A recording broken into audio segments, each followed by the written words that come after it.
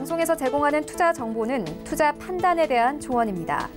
방송에서 제공하는 주식의 가치, 가격 상승 및 가격 하락에 대해서는 방송사에서 보장하지 않습니다.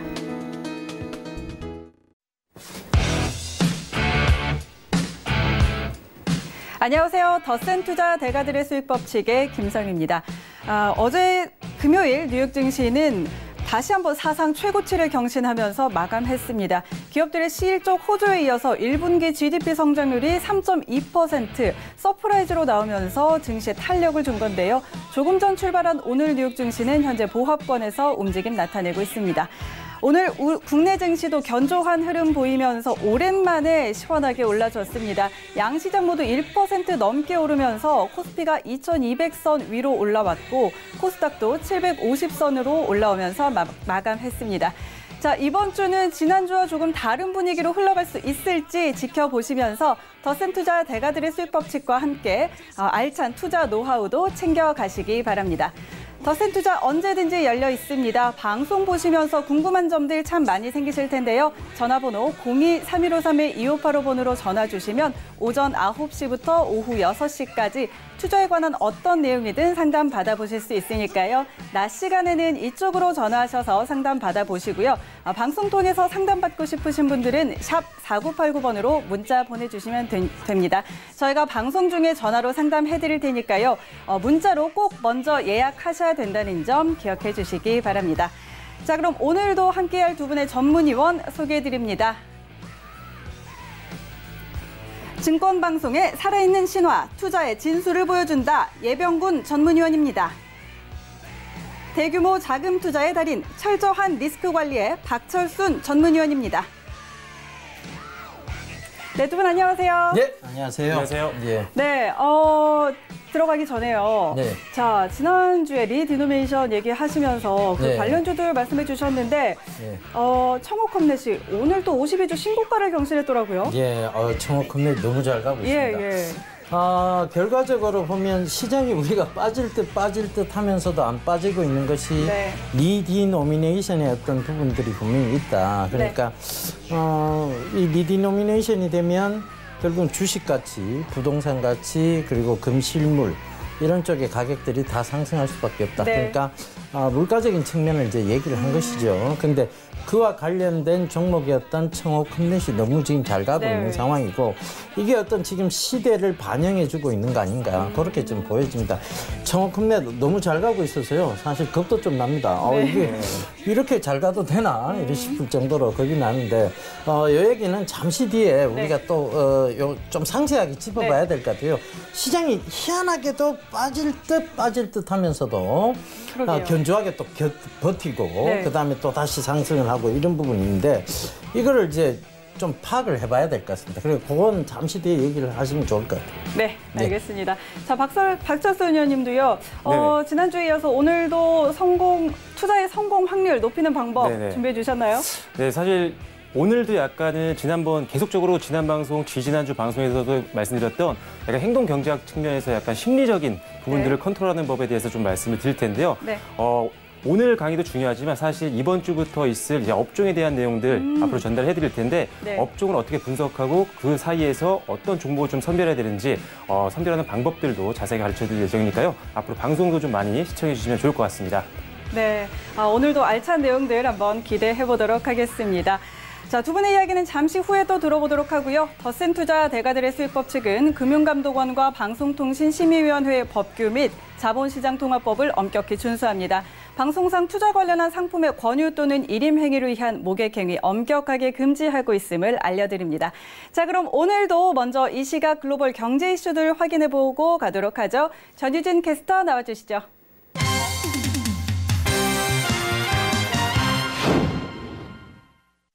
네, 안녕하세요. 전유진입니다. 네, 오늘 미국 증시는 보합권을 보이고 있습니다. 이번 한 주는 굉장히 바쁜 한 주가 될 것 같은데요. 자, 다양한 기업들의 실적 발표와 연준의 발표, 또 이제 다양한 경제 지표들이 기다리고 있습니다. 네, 오늘 먼저 보면요. S&P 500 기업 중에 이제 150개가 이번 주에 실적 발표를 할 예정인데요. 애플과 제너럴 일렉트릭도 포함이 돼 있는 상황입니다. 지금까지 발표한 S&P 500 기업들 중 77%가 예상보다 좀 상회하는 기록을 나타내고 있기 때문에 앞으로의 이제 결과 발표가 좀 기대가 되고 있는 상황인데요. 아트호간 전략가는요, 이제 좀 어닝 리세션에 대한 우려가 이른 판단이었다라고 이야기를 하고 있습니다. 연방준비제도가 통화 정책에 관한 회의를 이번 주에 계획을 하고 있어서 투자자들이 중앙은행에 대한 계획과 연준의 또 통화 정책에 관한 기대를 모으고 있는 상황입니다. 다음 소식은요, 블랙스톤이 기업 실적을 미국 증시 최대 리스크로 꼽았습니다.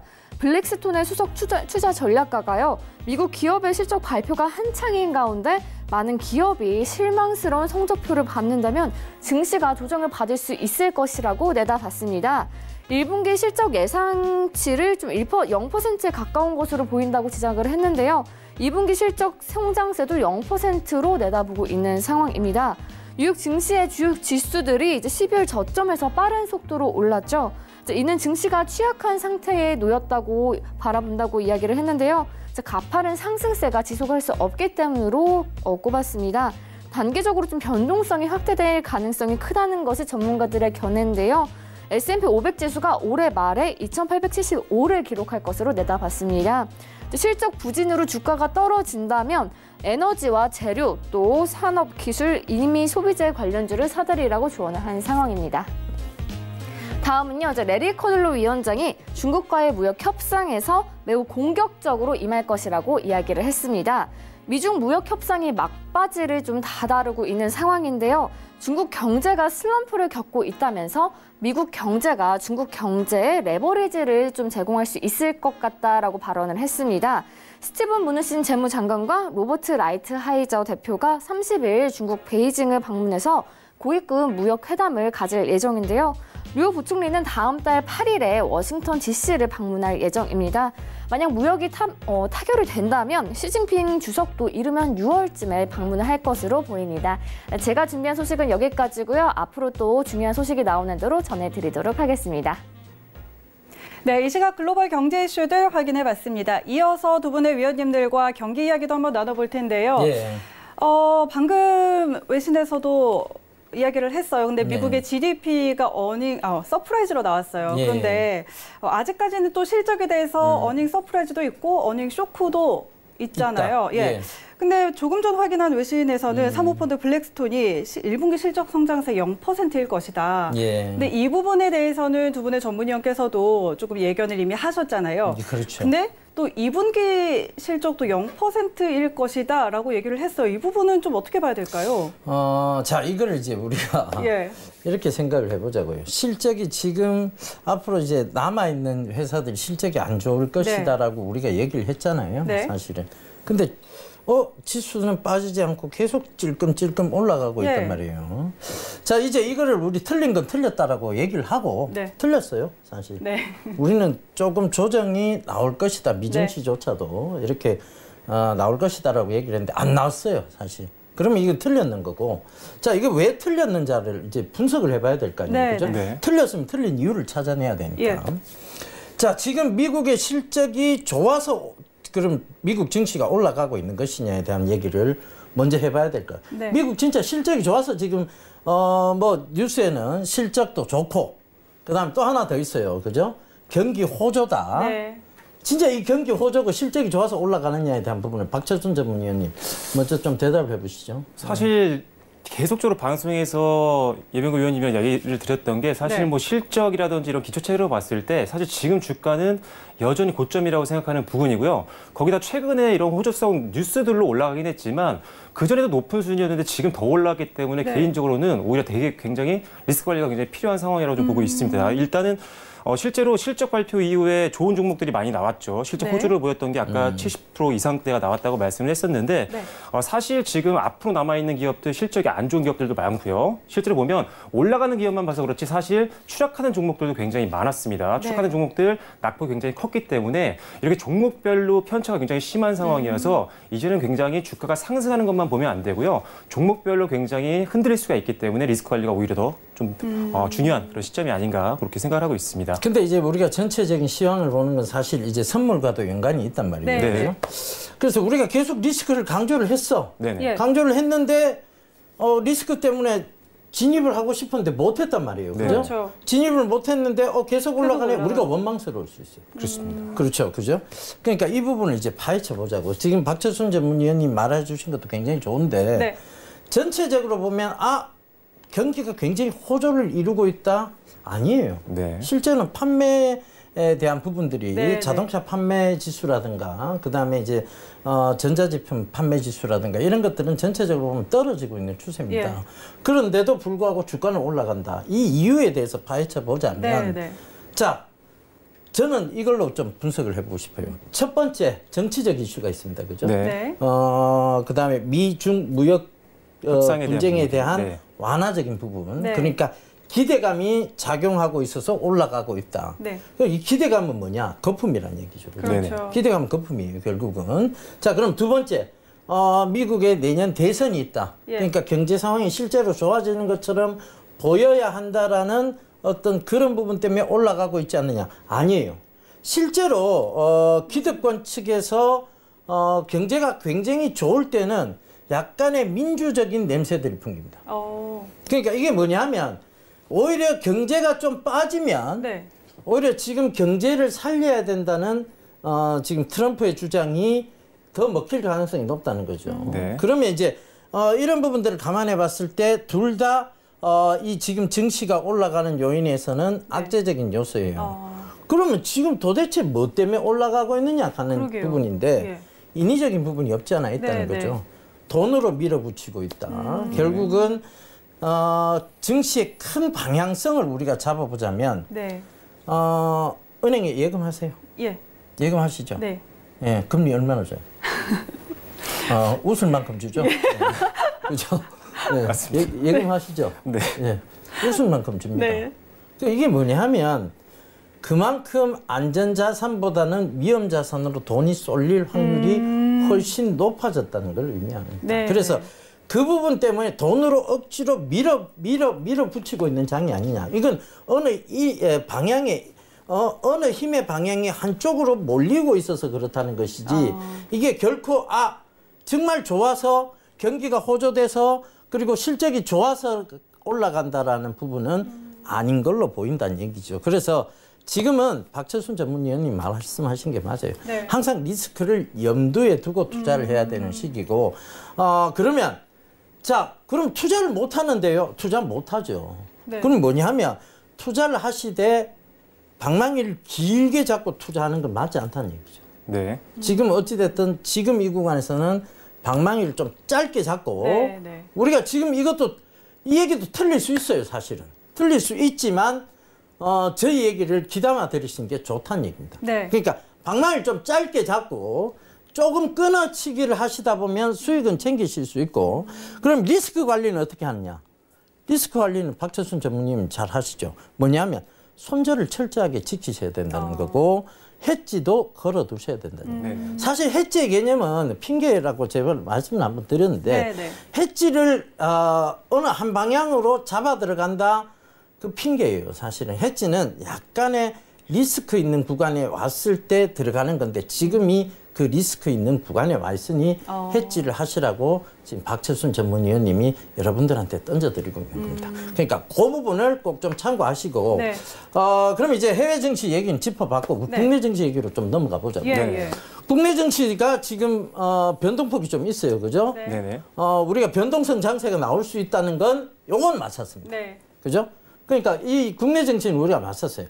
대한민국에 살고 있으니까 요건 잘 맞춘 것 같아요. 네. 자, 그러면 네네. 이 국내 정치가 지금 오늘은 반짝하고 또 올라줬단 말이에요. 그렇죠. 그래서 지속적으로 더 올라갈 수 있느냐. 이걸 예측하기 위해서 이 예측을 지금 듣기 위해서 시청자분들이 지금 이 프로그램을 보면서 귀를 쫑긋 세우고 눈을 크게 뜨고 잠을 안 주무시고 계시는데 이 얘기를 네. 해봐야 될 거 아니에요. 그죠? 네. 여기서 더 갑니까? 위험하죠. 네, 사실 지금 오늘 좀 시원하게 좀 올라줬기 예. 때문에 네. 개인적인 마음으로는 사실 더 갔으면 좋겠는데 사실 지금은 변동성이 언제든지 좀 커질 수 있는 장이라고 좀 보고 있기 때문에 일단은 개인적으로는 추가적인 급등은 나오지 않을 것 같고요. 여기서 좀 지지부진한 형태 또는 단기로 좀 빠질 수도 있겠다. 특히나 최근에 사실 3거래일 정도 급락이 좀 나왔었잖아요. 네, 그래서 네. 약간 실제로 어떤 추세적인 변화가 있다라고 보기보단 사실은 지금 기술적 반등 구간이라고도 볼 네, 수가 있는 네. 상황이기 때문에 뭐 이런 것들을 감안했을 때는 사실 지금 변동성이 다시 커질 수 있다는 부분에 여러분들이 초점을 맞추셔서 앞서 말씀하신 것처럼 방망이 좀 짧게 잡으시거나 또는 조금 더 리스크가 적은 종목들, 뭐 실적에 최대한 받쳐주거나 확실한 매출 그런 사업과 있는 것들 위주로 좀 당분간은 좀 보수적으로 하시면 그나마 변동성이 좀 커져도 리스크를 좀 네, 줄이면서 안정적인 좀 수익도 가져갈 수 있지 않을까 생각을 하고 있습니다. 좀 더 쉽게 가볼까요? 네. 자, 이렇게 보자고. 그러면 이제 지금 급락이 나왔어. 변동성이 많이 생겼잖아요. 그죠? 급락이 나왔고 오늘 들었습니다. 네. 추세적으로 보면 이걸 추세를 뚫고 올라온다고 볼 수는 없어요. 아직 네네. 추세를 전환했다라고 볼 수는 네, 없습니다. 그렇죠. 약간의 하락 추세가 좀 아직까지는, 있어요. 네. 그죠? 네네. 자, 그러면 이게 지금 살짝 들었다 놓는 장면이냐? 네. 살짝 들어서 위로 갈 수 있느냐? 그건 아무도 예측할 수가 없습니다. 네. 사실상. 네. 이게 미지수예요. 그죠? 네, 네. 미지수인데 자, 이게 살짝 들었다 놓을 확률이 높은 건지 네네. 아니면 여기서 들면서 추세를 꺾어 올 확률이 높은 건지에 대해서 얘기를 해봐야 되는데 네. 자, 시장이 빠질 듯 이번에 한 번은 좀 세게 밀고 가겠구나라고 어느 정도 감을 좀 잡고 있었는데 어김없이 반등, 즉 기술적 네, 반등이라도 나온다는 거죠. 네네. 왜 나올까에 대한 부분을 알아야 여기서 들었다 놓는 장면인지 아니면 들면서 위로 계속 가는 장면인지가 나올 거 아니에요. 네. 그죠? 자, 왜 이게 빠질 듯 하면서도 왜 안 빠지는 걸까요? 실적? 명확하게 얘기를 해줘야 될 것 같아요. 실적은 사실 정확히 아니라고 지금 보고 있는 실적 상태고요. 아니다. B. 네, 실적은 뭐 이미 사실 뭐 미국 증시는 좀 좋은 종목들도 많았지만요. 네. 한국은 사실 좋지 않은 상황이었잖아요. 네. 그래서 실적으로 올라가는 실적은 자세는 아니다. B. 아니라고 좀 보고 있는 그런 상태입니다. 그러면 지금 돈의 방향성이 이쪽으로 미국처럼 돈의 방향성이 이쪽으로 밀어붙인다. 그 얘기도 어느 정도는 있죠. 왜냐하면 뭐 지금 아나운서님도 예금하고 있지만 네. 네. 뭐 진짜 웃을 만큼 지금 뭐 이자를 주는 거니까 네, 네. 위험 자산으로 와 있단 말이에요. 그죠? 근데 희한하게 그것뿐만이 아니고 위험 자산 쪽에 있는 것들이 대다수 안 떨어지고 있다는 게 있어요. 네. 차라리 안전자산 쪽은 지금 좀 외면받고 있고 네. 위험자산이라고 불리는 것들이 부동산도 안 빠져요. 확 빠질 것 같았거든, 그렇죠. 사실. 예, 예. 부동산도 안 빠지고 지금 주식도 안 빠지고 부동산도 이게 어느 정도 정부에서 저렇게 규제를 하고 이러면 확 좀 빠져주겠지. 그러니까 저희도 부동산을 언제 사야 되나 이런 고민들을 하시잖아요. 네, 네, 부동산을 살 시기를 시조금만 뒤로 늦춰보자. 왜냐하면 진짜 버블이 한번 크게 꺼질 수도 그렇죠, 있으니까 늦춰보자 하는데 시원하게 그 기다리는 빠지지 않아요. 큰 예. 폭의 조정이 안 오는 거예요. 네. 그죠? 왜 안 올까? 아니 저렇게 지금 인구도 줄고 있고 어찌됐든 수요층도 얇아지고 있는데 부동산도 안 떨어져. 주식도 안 떨어져.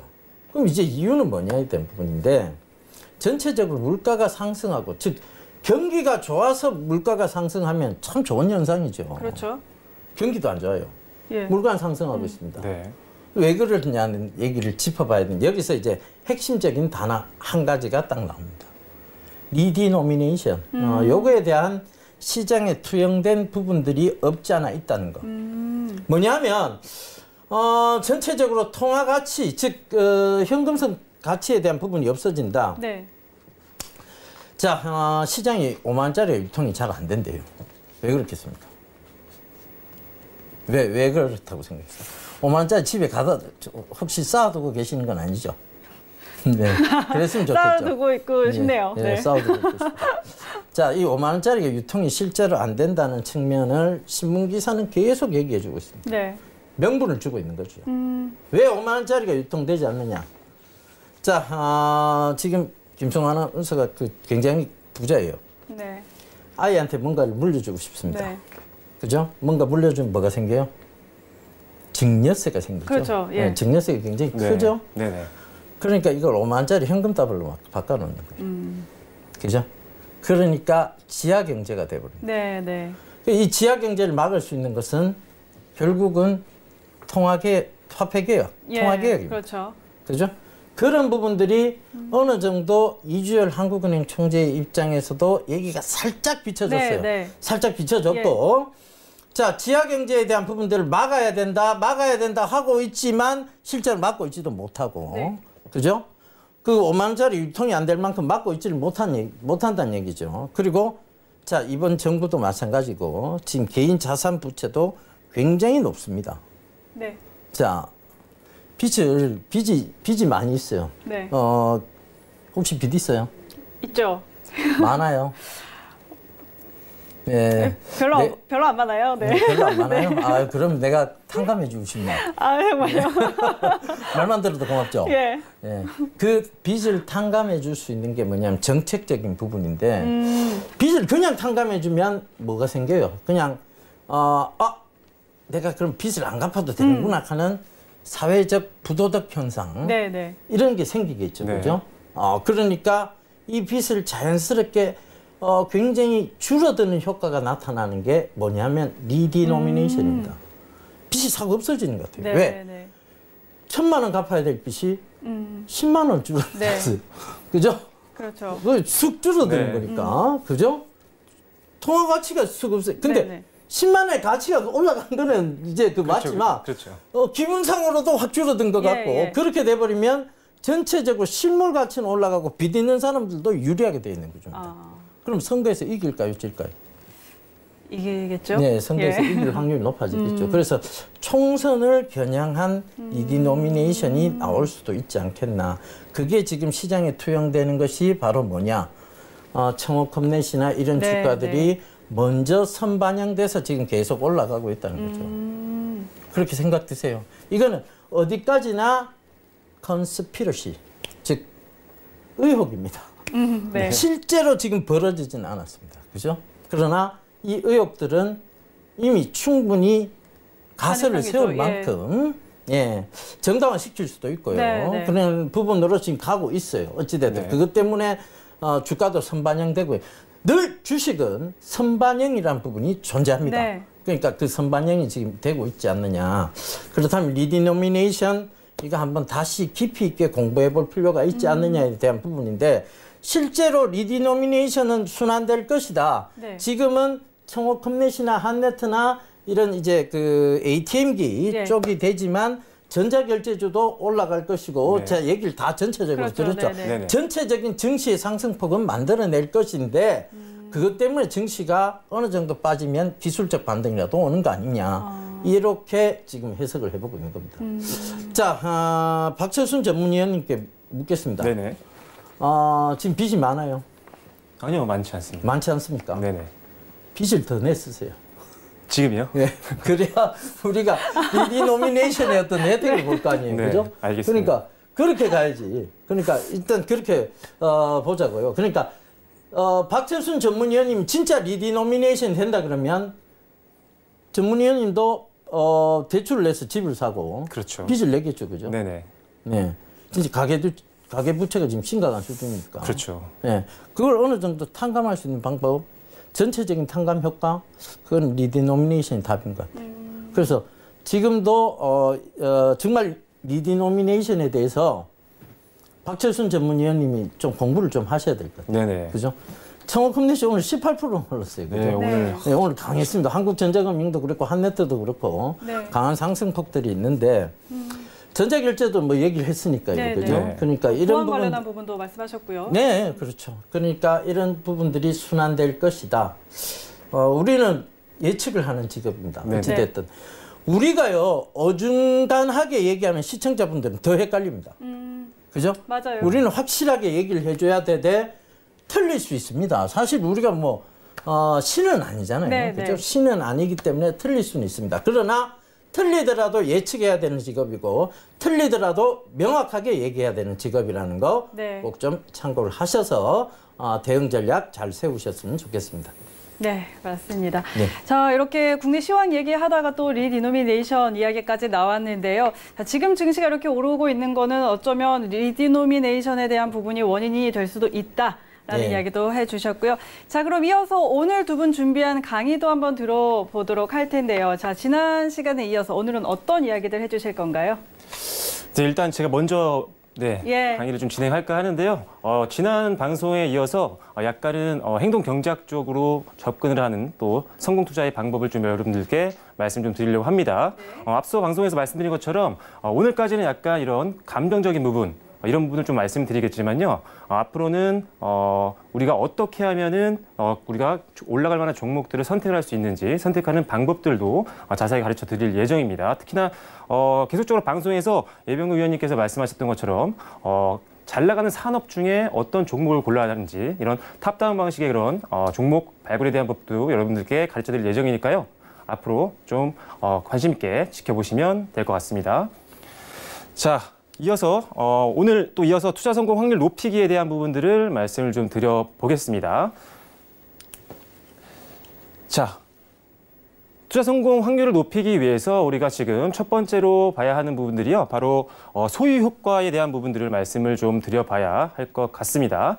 자, 소유 효과라는 것은요. 자기 물건을 다시 내놓지 않는 그런 것들을 지칭하는 말인데요. 네. 자, 생각해 보세요. 자, 우리가 가지고 있는 주식들을 보면요. 사실 종목이 올라가는데도 팔지 잘 못하는 경우가 많고요. 왜냐하면 네. 욕심이 더 많기 때문에 그렇죠. 타이밍을 잘 잡지 못하는 경우가 많이 있습니다. 이런 것들뿐만 아니라 오히려 주가가 빠져서 손실 구간이 있는데도 불구하고 손절을 하고 싶었던 원칙을 지키지 못하고 계속 끌고 가는 경우도 많죠. 네. 자, 소유 효과는 이런 것과 일맥상통합니다. 자, 주식을 만약에 가지고 있는데요. 소유를 계속 하게 되면 그 종목에 대해서 상당히 집착을 하게 됩니다. 예를 들어서 소유 효과의 단적인 예를 한번 들어볼게요. 우리가 중고시장, 중고 제품들을 팔고 있는 벼룩시장 같은 데를 좀 보면요. 네. 실제로 굉장히 싼 제품들이 많이 나오는데 불구하고 판매자가 상당히 높은 가격으로 물건을 제시하는 경우가 많기 때문에 실제적으로 거래가 잘 이루어지지 않는 경우가 굉장히 비일비재하다라고 좀 볼 수가 있을 것 같은데요.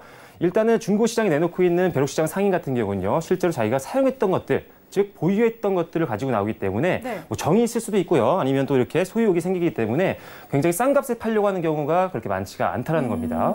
반면에 일반 상인들은 좀 다르겠죠. 일반 네. 상인들은 사실 소유했던 종목들이 아니라 소유했던 물건이 아니라 사실은 자기가 잠시 물건을 보관했다가 수익을 내기 위해서 파는 그런 물건들이죠. 그래서 자기 소유가 들어가지 않기 때문에 사실상 거래가 잘 이루어지는 가격대에서 물건들이 거래가 되고 있습니다. 이런 것과 비교를 해보면 아시겠지만 주식 같은 경우는 사실 자기가 보유하고 있는 종목들은 사실 쉽게 팔거나 매매하기가 좀 어렵다는 게 굉장히 네. 가장 큰 맹점이라고 보시면 될 것 같고요. 그렇기 때문에 사실 우리가 맨 하단에 좀 적어놨는데요. 주식은 스치는 인연과 같은 것이다 라고 좀 보시면 될 것 같아요. 실제로 보시면 주식은 잠깐 왔다가요. 다시 내가 팔아서 다른 사람에게 넘어가는 어떻게 보면 종이 조각 같은 것이다 라고 보시면 좀 더 쉽게 이해를 하실 수 있을 것 같습니다. 그래서 일단은 주식 같은 경우 여러분들이 매매를 하실 때 가장 중요한 것들 중에 하나가 자기가 샀던 종목이라고 이 기업이 내 기업이 아닙니다. 조금 더 냉정하게 잠시 수익을 벌기 위해서 수익을 창출하기 위한 도구일 뿐이다라고 생각을 하시면 조금 더 객관적인 좀 매매가 가능하겠다라는 점을 여러분들께 말씀드리기 위해서 오늘 소유효과에 대한 부분들을 말씀을 드려봤고요. 네. 자, 두 번째는 뭐 굉장히 단순한 얘기입니다.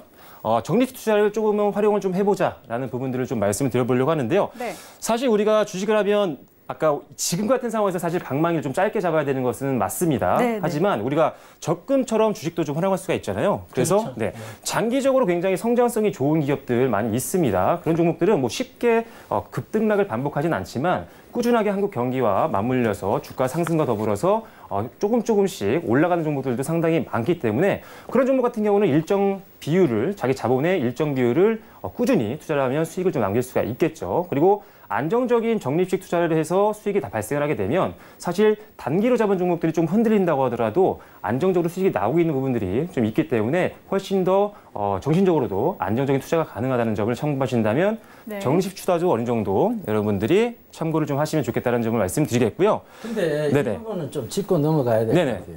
정액 분할 매수를 통한 장기 투자인데 네. 이거를 희한하게 네. 적자가 심한 기업을 정액 네. 분할 매수하는 맞습니다. 경우가 네, 있어요. 네, 네. 근데 이거는 이 얘기는 아닙니다. 절대 아닙니다. 이 얘기는 절대 네. 아니고 정액 분할 매수 이 부분은 뭐냐 하면 자 두 분 다 이제 결혼을 하시고 이제 애도 놓으시고 할 거 아니에요, 그죠? 네, 결혼하시고 네. 애 놓으실 거 아니에요, 그죠?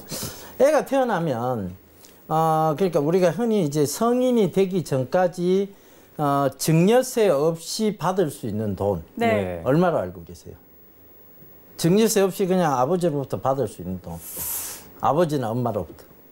잘 모르겠습니다. 얼마라고 알고 계세요? 제가 기사를 보긴 했는데 3천만 원이요. 예. 3천만 원까지는 증여세 없이 받을 수 있습니다. 자, 이 3천만 원에 대한 부분들이 그럼 초과하면요. 거기에 대해서 증여세를 물어야 돼요. 네, 네. 근데 주식 3천만 원 주식을 넣어서 이렇게 정액 분할 매수해서 3천만 원 주식을 넣었어요. 네. 이게 그럼 10억이 됐습니다. 증여세를 낼까요, 안 낼까요? 안 내지 않을까요? 네, 정답입니다. 안 냅니다. 네, 네. 그러니까 이건 뭐냐, 이미 거래세 세금을 냈다는 것이죠. 네, 네. 그래서 이미 그러니까 제일 좋은 게 뭐냐, 정액 분할 매수의 방법 중에 아이가 태어나서 만들 수 있는 계좌는 네. 몇 살부터 가능할까요? 자, 몇 살부터 가능할까요? 퀴즈. 0세부터. 예, 예. 0살부터 가능합니다. 태어난 순간부터 가능합니다. 네. 네. 출생 신고가 된 이후부터 네, 네. 증권 계좌는 개설이 가능합니다. 근데 다 해준 데는 아니고 모 증권사만 해줍니다. H 증권사. 어딘가요? 예. H. 네. H 하나. 네. 아, 네. 하나 쪽에서는 해주는데 그걸 정액 분할 매수를 해서 들어가면 네네. 이 구간이 3천이 넘고 그 실제로 준 돈은 3천만 원만 되면 돼요. 네, 네. 네네. 근데 이제 주식으로 불어난 뭐 이게 10억이 됐든 5억이 됐든 여기에 대해서 증여세는 무지 네, 않습니다. 네. 실제로 이 방법을 사용하시는 분들도 꽤 있더라고요. 네, 그렇죠. 그래서 어린이 주식 부자들이 등장하는 네, 거예요. 네, 네, 그러니까 그런 부분들을 보셔야 되는데 이 정액 분할 매수를 희한하게 실적이 안 나오는 종목을 가지고 정액 분할 매수를 네. 하면 애한테 물려줄 때 휴지적으로 그러니까 이제 뭐 휴지를 물려주는 경우가 될 수도 있어요. 네. 그러니까 그 부분을 좀 참고를 하셔야 될 거예요. 그 부분은 좀 짚고 넘어가야 될 거예요. 네. 네. 예, 계속 하시죠. 그래서, 죄송합니다. 그래서 앞서서 이렇게 말씀을 드렸던 게 이렇게 적자인 기업들은 절대 안 됩니다. 일단은 당연히 우량한 종목들이고요. 실적이 좀 받침이 되는 종목들을 그렇죠. 말씀드린 그 거니까요. 연평균 성장률이라는 게 있잖아요. 네, 그렇죠. 네. 그 성장률 꼭 따져보셔야 돼요. 네네네. 이 회사는 연평균 성장률로 봤을 때 우리 아이가 한 20세 되기 전에 이 회사는 굉장히 커져 있을 것이다. 네네. 이 부분을 꼭 따지셔야 됩니다. 아시겠죠? 자, 네, 아무래도 좀 이제 장기 관점이다 보니까요. 적립식 투자 같은 경우는 그래서 앞서 말씀드린 것처럼 성장률을 좀 보시되 좀 예를 들어서 좀 더 안정적으로 내가 종목을 찾고 싶다라고 하신다면 뭐 3년치, 5년치 이렇게 장기적인 성장률을 확인하시는 것도 좀 좋을 것 같습니다. 자, 그래서 일단은 이렇게 정액 분할 매수를 하게 되면요. 사실 평균가가 맞춰지게 됩니다. 왜냐하면 그렇기 때문에 고점에서 대량 매수를 하지 않게 되겠죠. 왜냐하면 일정 금액을 매수를 하는 거기 때문에 사실 고점에서 크게 많은 수량을 사게 되지 않습니다. 네. 반대로 주가가 좀 흔들려서 내려왔을 때도요. 오히려 저점에서 같은 금액이기 때문에 더 많은 수량을 매수를 할 수가 있겠죠. 그렇기 때문에 사실 고점 대량 매수 위험도 예방이 좀 가능하고요. 저점에서는 오히려 매수량을 늘려서 주식 수를 좀 늘릴 수 있는 그런 장점도 있다는 것을 감안했을 땐 상당히 굉장히 매수 단가를 평균 주가보다 낮출 수 있는 굉장히 현명한 투자 방법이다. 라고 여러분들이 보시면 될 것 같습니다. 네. 실제로 아주 단순한 산수로 보시더라도요. 여러분들이 쉽게 이해하실 수가 있을 텐데요. 자, 예를 들어 3개월 동안 제가 매달 90만 원씩 매수를 한다라고 보면은 네. 자, 첫 달이 만약에 평균 주가가 3만 원이었고요. 두 번째 달이 6만 원, 그리고 세 번째 달이 만약에 9만 원이라고 본다면 네. 자, 한 달에 매달 90만 원씩 매수를 했습니다. 그럼 첫째 달에는 평균 주가가 3만 원이었으니까 30주를 살 수가 있겠죠. 네. 6만 원일 때는 그러면 15주가 되겠고요. 그리고 9만 원일 때는 10주, 총 55주를 사게 되는데요. 실제 매수가는 보시면 아시겠지만 90만 원씩 세 달 정액으로 분할 매수를 했습니다. 그렇기 때문에 270만 원이겠죠.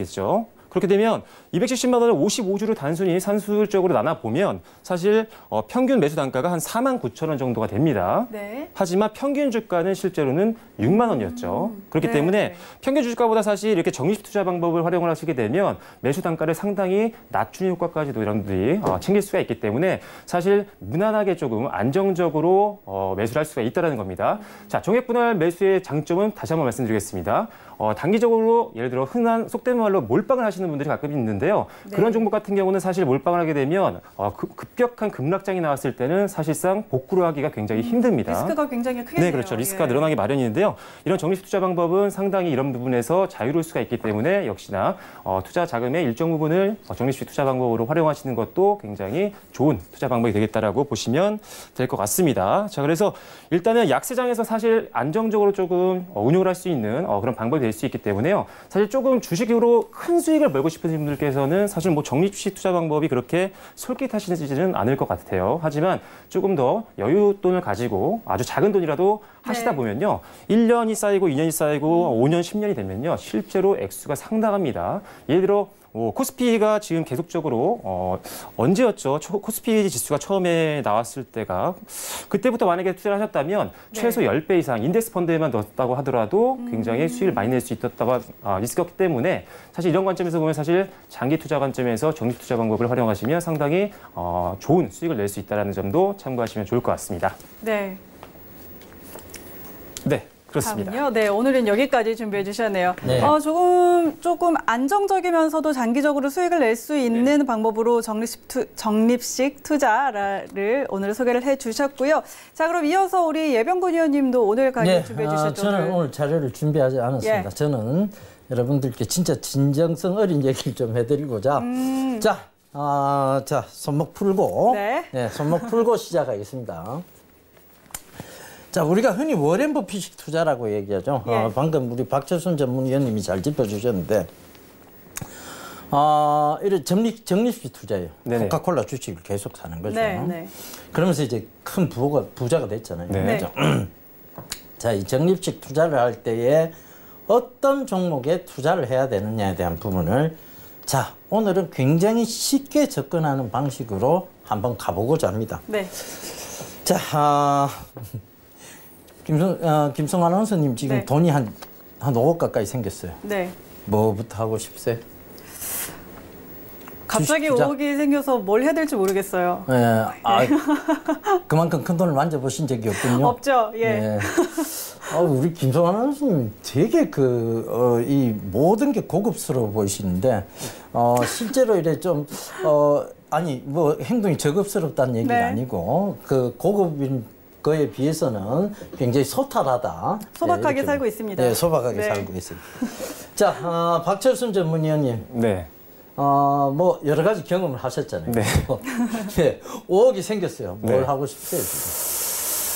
5억이 갑자기 생겼다. 그러면 사실 평소에 비싼 차 이런 거를 별로 신경 안 쓰는데 한 번쯤은 조금 비싼 차? 무리해서 한번 사보고 싶습니다.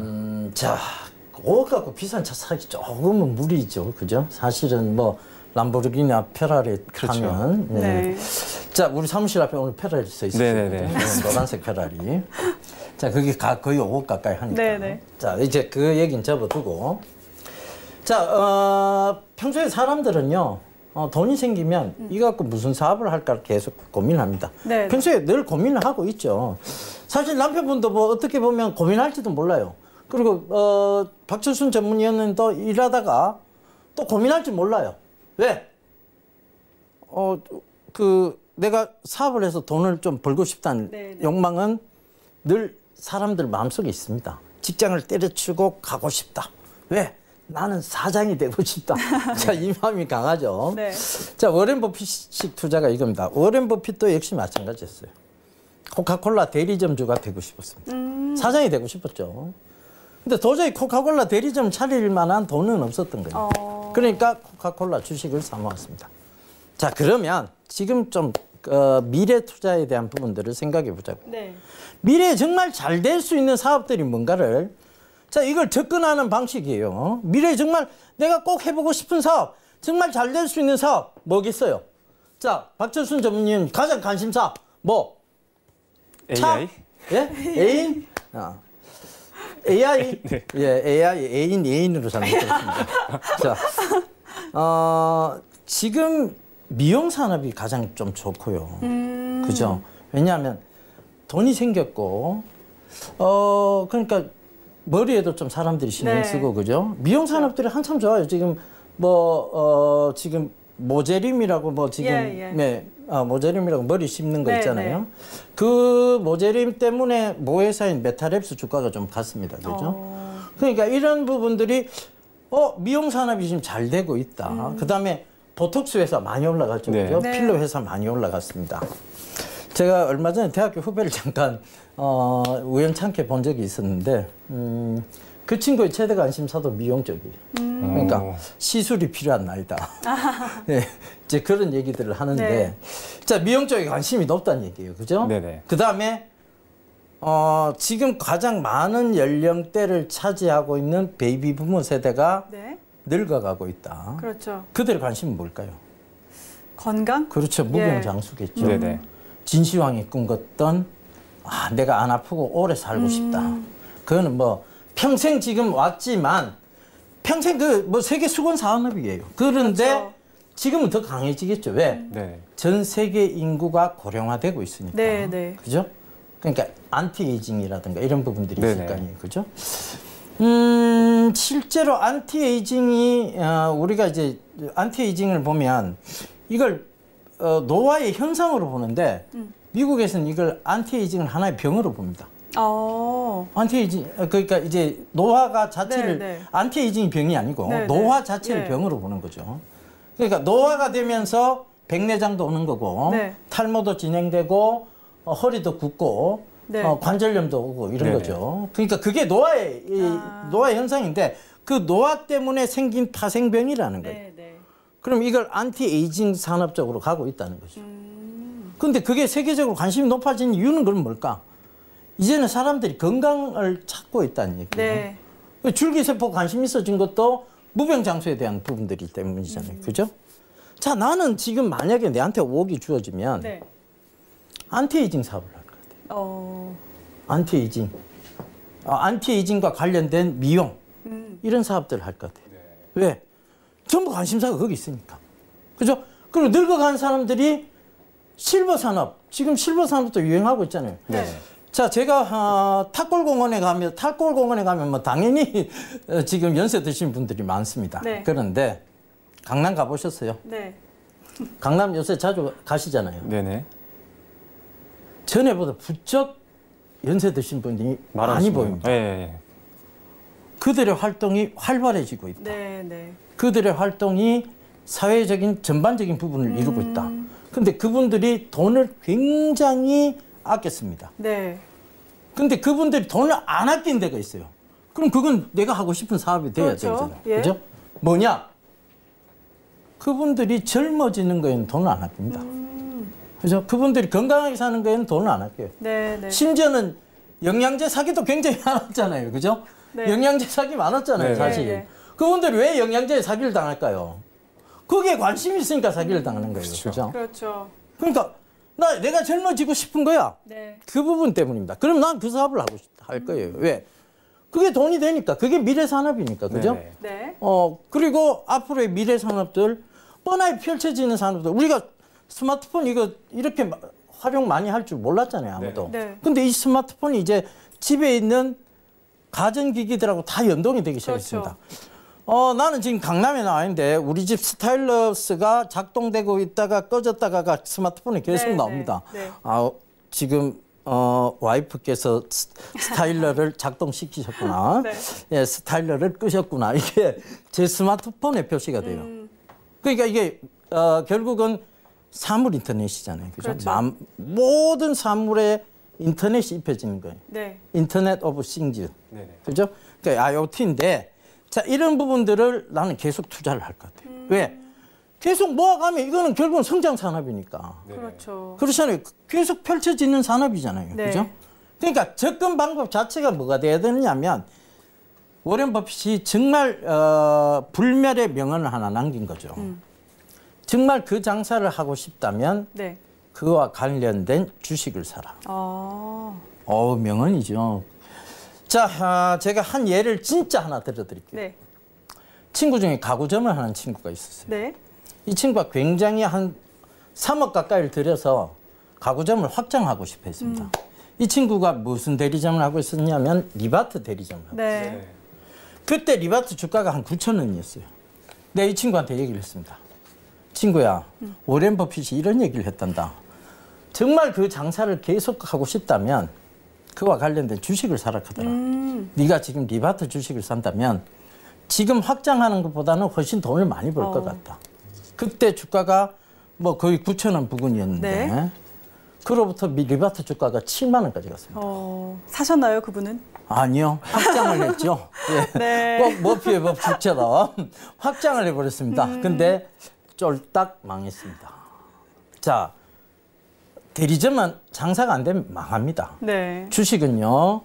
물론 주식도 그 회사가 장사를 잘 못하면 망합니다. 네. 하지만 완전 망하지는 않죠. 그렇죠. 빚을 떠안지는 않습니다. 근데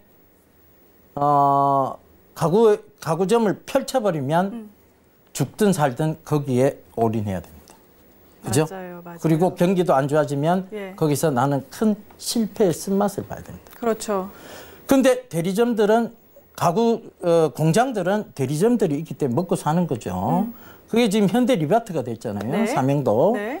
그러면서 주가가 굉장히 많이 갔어요. 실제로 만약에 그 친구가 제 말을 귀담아 듣고 3억을 여기에 넣었다면, 그렇죠. 그죠? 그렇다면 예, 지금 20억 이상은 벌지 않았을까. 네. 네. 그죠? 그렇죠. 근데 20억 이상은 벌었다가 나왔겠죠. 그죠? 네, 벌었다가 네. 나왔겠지만 지금 오도 가도 예, 지금 굉장히 곤란한 처지에 있다는 거. 자, 그 부분을 생각을 해봐야 될 것 같아요. 그러니까 가장 중요한 건 뭐냐면 가까운 데서 찾으세요.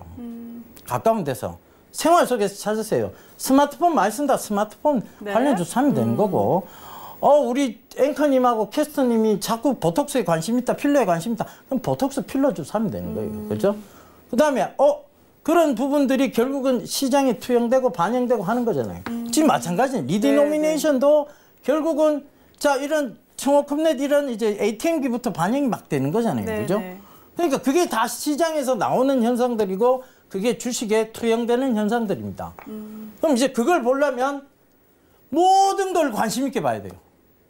그렇죠. 앵커님이 입고 있는 옷도 관심 있게 봐야 되고, 예, 우리 박철순 위원님이 신고 있는 구두도 관심 있게 봐야 되고, 박철순 위원님이 스마트폰은 뭐 쓰고 있는지, 차는 뭐 타고 다니는지, 광고에서는 지금 시대가 5G를 얘기하고 있는 건지, 웨어러블 디바이스를 얘기하고 있는 네. 건지, 이걸 계속 웨어러블 디바이스, 뭐 폴더, 플렉시블 디스플레이를 얘기하고 있는지, 광고는 이미 다 얘기해주고 있습니다. 일상생활에서. 네, 네. 다 얘기해주는데 여러분들은 눈치를 못 채요. 야, 조선주 좋을 것이다. 왜? 옛날에 좋았으니까. 예. 그 다음에 화학주 좋을 것이다. 옛날에 좋았으니까. 지금 저점이니까 놔두면 올라올 것이다.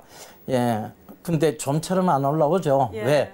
이미 지나간 패스트. 그렇죠. 지나간 산업이란 얘기예요. 그러니까 그 부분을 좀 참고를 많이 하셔야 될 것 같습니다. 그러니까 가장 중요한 것은 생활 속에서 그 투자의 실마리들을 조금씩 끄집어내셔야 돼요. 그러면 실패할 확률이 떨어집니다. 네. 진짜 내 아이한테 물려준다는 심정으로 계속 조금씩 투자해보세요. 그 아이가 워렌 버핏이 될 수도 있습니다. 자, 그 부분이 핵심입니다. 네. 자, 이렇게 생활 속에서 투자의 실마리를 찾으라라는 이야기까지 해주셨고요. 자, 다시 한번 외신센터 연결해서 글로벌 경제 이슈들 듣고 돌아오도록 하겠습니다. 네, 오늘은 중동 지역의 소식입니다.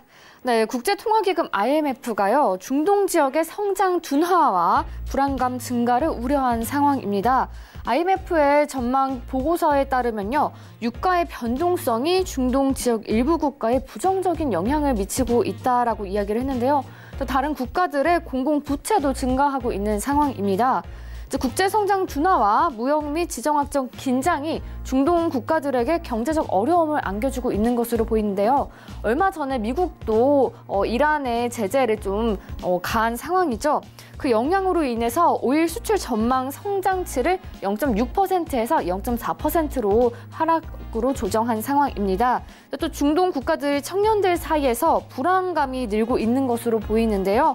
정부와 국가 실업 문제가 정부와 국가가 실업 문제를 해결할 능력이 없다라고 보고 있기 때문에 젊은이들 사이에서 사회적 불안과 긴장감이 좀 고조되고 있는 상황인 것 같습니다.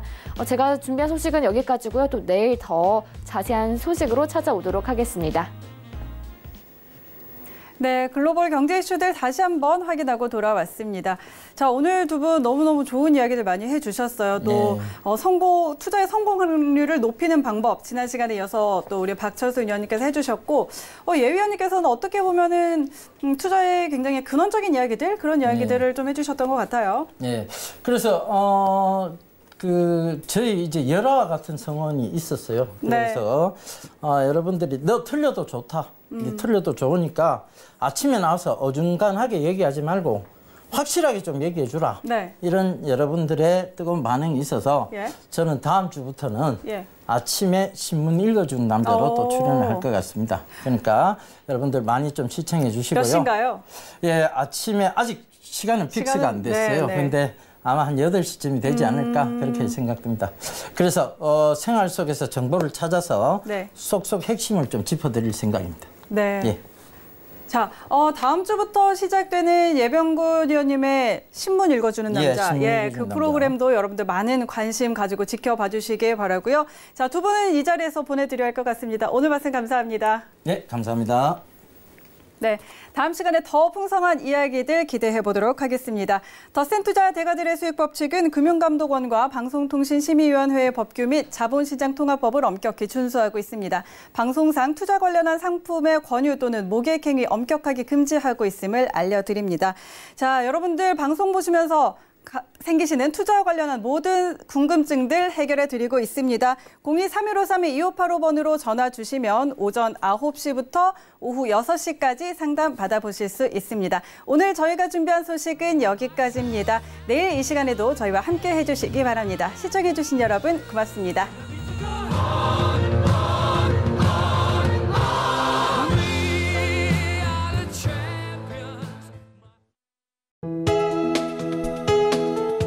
방송에서 제공하는 투자 정보는 투자 판단에 대한 조언입니다.